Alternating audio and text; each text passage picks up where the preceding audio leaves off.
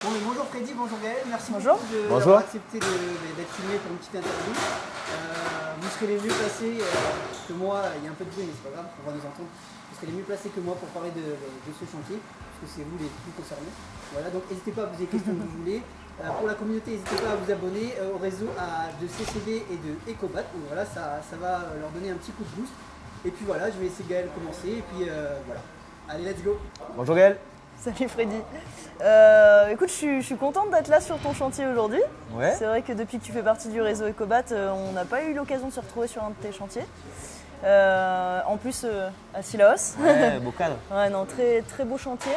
Est-ce que, avant de parler du coup de ce projet, est-ce que tu peux présenter ton entreprise Ouais, et bien vos sûr. activités? Bien sûr, bien sûr. L'entreprise CCB Concept, elle est existante depuis 2018. En fait, c'est la passation entre l'auto-entreprise que j'ai créée en 2013, suite aux nombreuses demandes du marché local et puis mon envie aussi de répondre aux besoins du particulier.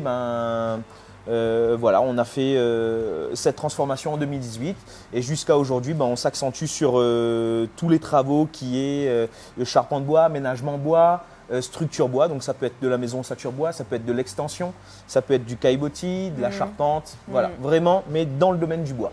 Ok, Voilà. donc on a compris. Du coup, vraiment focus sur le bois, activité exclusivement bois. Est-ce que tu peux nous dire pourquoi tu as choisi ce matériau? Alors ce matériau, en fait, c'est que j'ai suivi un cursus scolaire au lycée Jean Joly de la Rivière. Donc j'ai passé un bac STI option génie bois. Ok. Voilà, et puis après, suite logique, j'ai passé un BTS dans le domaine. Système constructif bois et habitat, donc plutôt en mode charpente. Voilà, et donc directement ça a accroché. Après il y a ce côté un petit peu familial aussi, que en fait mon père il était agencieur de cuisine, donc voilà, dans la matière bois même en fait. Voilà. Donc cette envie de travailler le bois. Voilà. Ok. Aujourd'hui, est-ce que tu peux nous dire déjà quand les maîtrises d'ouvrage, donc quand les clients ils viennent vers toi, est-ce que c'est des personnes qui sont déjà familières avec le bois ou alors parfois ça t'arrive aussi de sensibiliser par rapport aux qualités du bois? Oui, alors on a la chance déjà on va dire en pourcentage par exemple, 90% des clients viennent nous voir en nous posant la question, j'aimerais faire tel projet ou tel projet et cette partie en bois. Donc nous on essaye au mieux de sensibiliser les gens pour se tourner vers le bois, mais pour une belle exclusivité ou un gros pourcentage, par exemple comme ici. Mais c'est vrai que voilà, on leur apporte beaucoup d'informations pour qu'ils soient réconfortés et aussi à utiliser le matériau biosourcé bois, quoi. Alors, si j'étais une cliente, qu'est-ce que tu me dirais? Quels sont les arguments du coup pour utiliser le bois? Alors dire que le bois est vivant, non, déjà. Quand il est coupé, il est mort. Voilà, ça c'est clair. Non, mais en final, voilà, à travers la matière, le côté chaleureux qui l'amène, la facilité d'exécution. Ouais. Tu parlais les de ouvrages, matériaux voilà, biosourcés. exactement. Quel est, L'impact écologique qu'on peut avoir,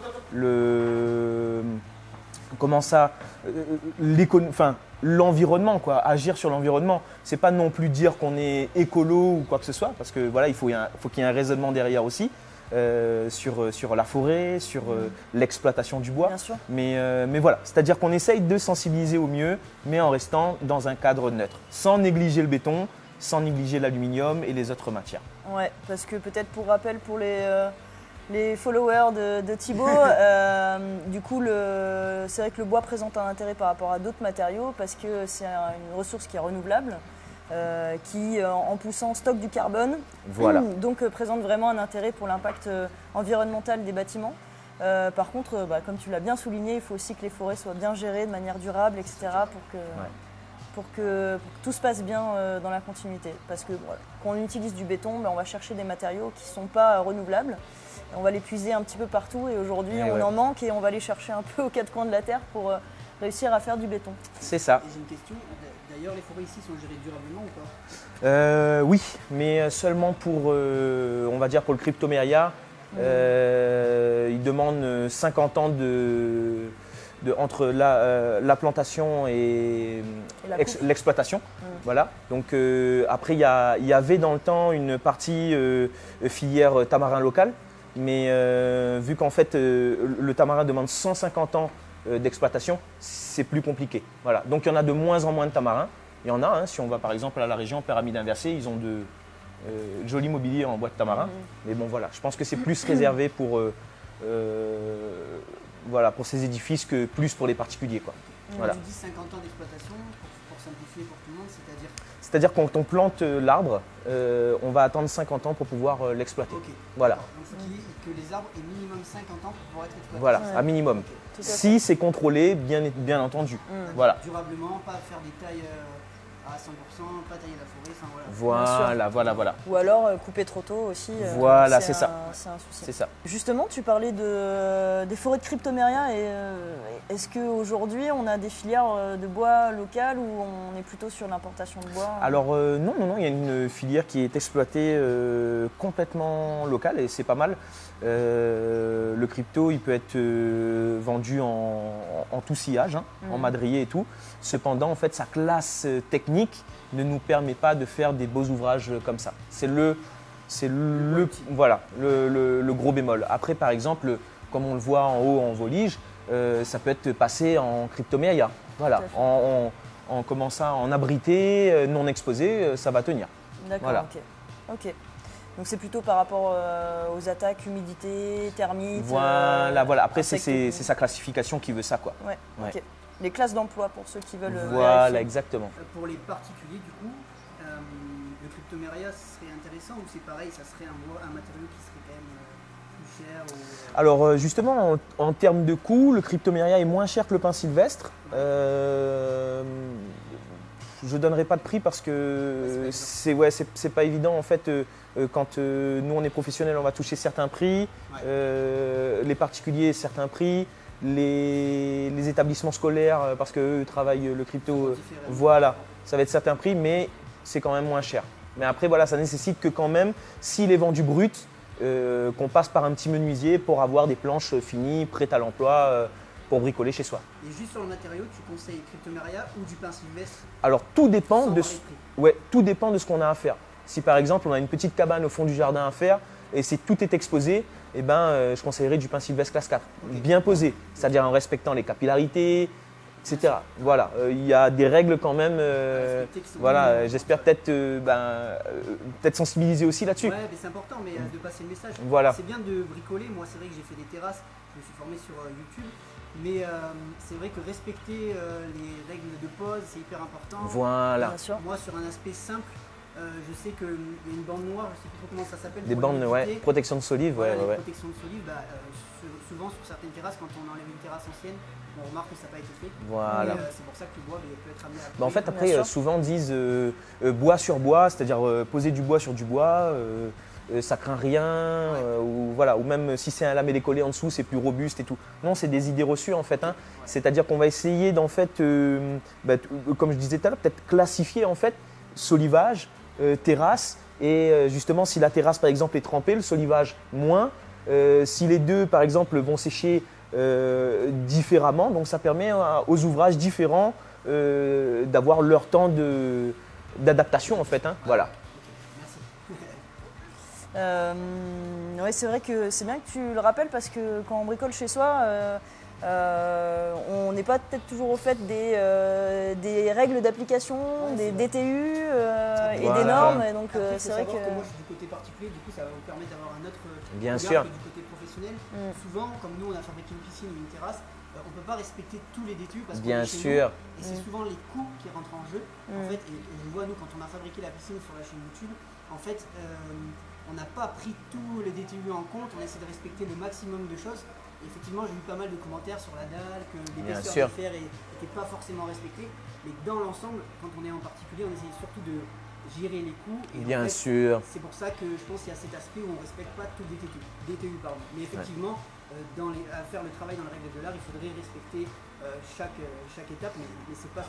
Mais moi trop comme, évident, quoi. moi, comme je le répète à chaque client, hein, c'est le portefeuille qui vont conditionner en fait leur chantier.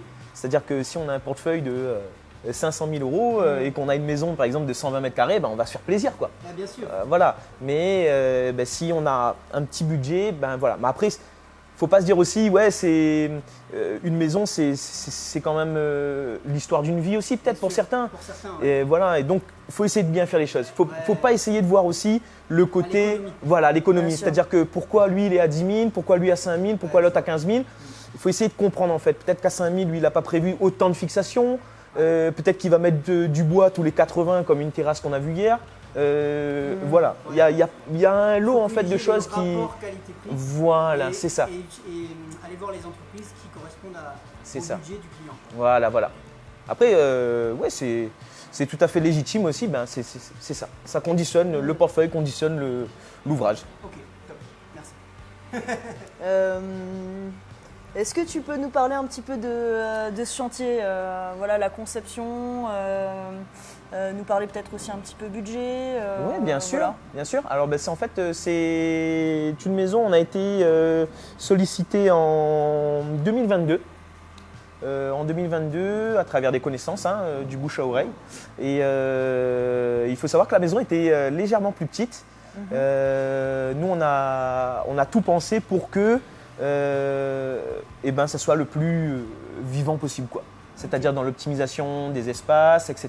Bon, il y avait un dossier archi quand même, on l'a suivi dans les grandes lignes, D'accord. mais sur l'aspect en fait structurel, notre ami JC, que peut-être que vous verrez plus tard, a tout pensé au niveau structurel. Voilà. D'accord, s'il y a un bureau d'études structure. qui Alors est nous bien en sûr fait à- on a la chance d'avoir un logiciel de dessin qui est CADWork. Et de notre formation en fait, moi j'ai décroché, mais par exemple JC est resté dedans, et ce qui est super d'ailleurs pour nous et pour notre société, il est à même de vérifier la structure et tout. Après nous en fait on a fait le choix après avoir sorti tous les dessins de le faire vérifier par un bureau d'études D'accord. qui est Delta Bois. bien. Super bureau d'études et super Ok. sympa le gars. Voilà, donc il a vérifié tout. Donc il nous a mis aussi de super bons conseils. Vous voyez, en pro à pro, on se donne des conseils aussi. Voilà, exactement. On n'est pas né avec la science infuse, donc Non, mais c'est une préconception par le charpentier avec une vérification bureau d'études, c'est voilà. Au moins on fait pas de bêtises. Et puis la cliente, si elle a son crédit sur 20 ans, au moins voilà, il n'y aura pas de problème Ouais. avant quoi. Ok. Et après sur un budget, nous on est sur un. Alors pour notre lot, c'est-à-dire solivage, terrasse, les deux terrasses, la charpente, la mezzanine, les bardages, on est aux alentours de 130 000 euros. D'accord. Voilà. Ok. Et pourquoi justement vous avez choisi, parce que c'est vrai que sur des maisons, chez les particuliers, c'est rare qu'on passe par un bureau d'études. Qu'est-ce qui vous a demandé sur ce chantier-là de faire vérifier par un bureau d'études? On n'aime pas avancer à l'aveugle. D'accord. C'est-à-dire on aime savoir si ce que l'on fait est vrai ou pas. D'accord. Si on va utiliser telle section de bois, est-ce que c'est vrai ou c'est pas bon. Donc au final, on aime se conforter par A plus B, tout Ok, simplement. D'accord. Oui, c'est vrai aussi que pour une entreprise qui est jeune, c'est vraiment passer par une Ouais. phase, on va dire, de vérification et d'expertise qui On va essaye, monter en compétences. Ouais, après on a bien été maîtrisées. formé quand même, on a bien Ouais. été formé. Et puis après aussi, on le voit aussi, on voit tellement d'erreurs qui se fait aux alentours sans critiquer personne parce que voilà, c'est propre à chacun. C'est peut-être aussi des particuliers en Les erreurs, c'est construction. des expériences. Voilà, exactement. C'est-à-dire qu'on a repris des chantiers sur lesquels les professionnels n'étaient pas des professionnels, mais avec des numéros de tirette. Voilà, donc c'est quand même compliqué, mais on aime mettre en avant ce sérieux-là.